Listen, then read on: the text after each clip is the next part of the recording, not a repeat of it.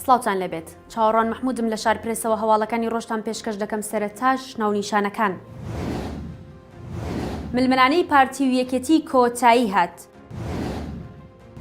چەند ڕاستپاردەیەک بۆ بەکارهێنانی سیستەمی غاز دەرکرا. نوێترین زانیاری سەبارەت بە گۆڕانکاری لە نرخی دۆلار بەرامبەر دیناری عێراقی. خوشکەزای خەمەنەی داوە لە وڵاتانی جیهان دەکات پەیوەندیەکان لەگەڵ تاران بپچڕێنن.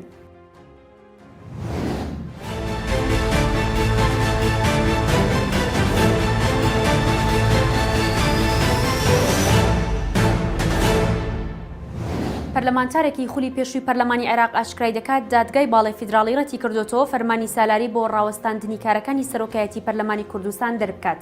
دکتۆر یوسف محەممەد لە پەڕی تایبەتی خۆی ئاشکرای کردووە پێشتر ڕامانگەیاند لە ڕۆژی حوتی ئەم مانگە داوایەکمان لە دادگای باڵای فیدراڵی تۆمار کرد لەسەر نادەستوریبوونی یاسای بەردەوامبوونی خولی پێنجەمی پەرلەمانی کوردستان. دەڵێت داواکەمان ڕێڕەوی دابینی خۆی وەرگرتووە. هاوکات بە داواکاریکی هاوپێچ داوامان کرد کە دادگا بە فەرمانێکی سالاری کاری سەرۆکایەتی پەرلەمانی کوردستان ڕابگرێت تا یەکلایکردنەوەی داوای نادەستوریبوونی دەرکردنی یاسایی تانە لێدراو لەلایەن دادگای باڵای فیدراڵیەوە.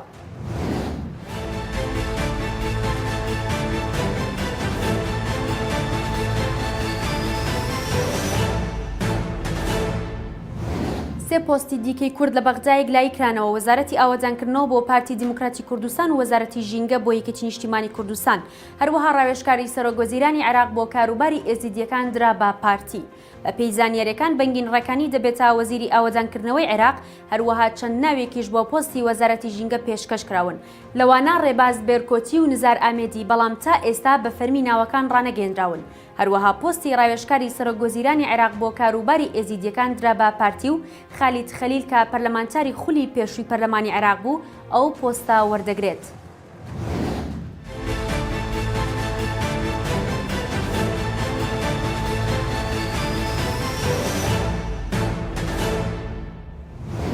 لە پارێزگای سلێمانی لێپرسراوان یەکە ئیدارەکان کۆبوونەوە و چەند ڕاستپاردەیەکیان سەبارەت بە غازی ماڵان دەرکرد وەک پێشنیار ڕادستی لایەنە پەیوەندیدارەکانی دەکەن.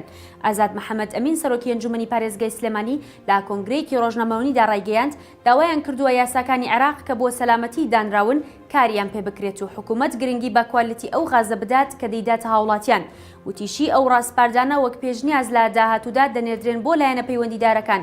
ڕاشیگەیاند مەرجەکان زۆر توندکراون و پێویستە هاوڵاتیان لە ڕێگەی کۆمپانیای مۆڵەت پێدراو سیستەمەکە دابنێن و مەرجە لەسەر کۆمپانیەکانیش توند دەکرێن. لە ڕابردوودا بەهۆی تەقینی دوو سیستەمی غاز لە سلێمانی و دۆهۆک زیاتر لە 20 هاوڵاتی گیانیان لەدەستدا و نزیکەی 50 کەسیش بریندار بوون.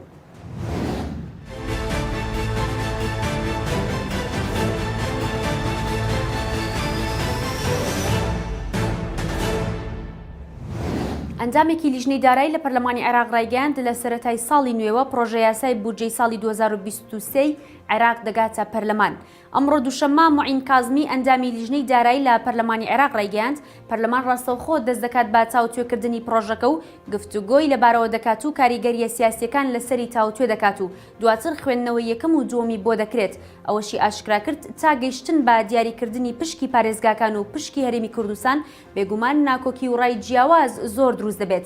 هاوکات جەمال کۆچەر ئەنجامی لیژنەی دارایی لە پەرلەمانی عێراق ڕایگەیاند پڕۆژە یاسای بودجەی ساڵی 2023دا نزیکەی 50,000 هەلیکار دەڕەخسێنرێت. دەژڵێت لە پڕۆژە یاسای بودجەدا هیچ هەنگاوێکی حکمی نییە بۆ گۆڕینی نرخی دۆلار بەرامبەر بە دینار.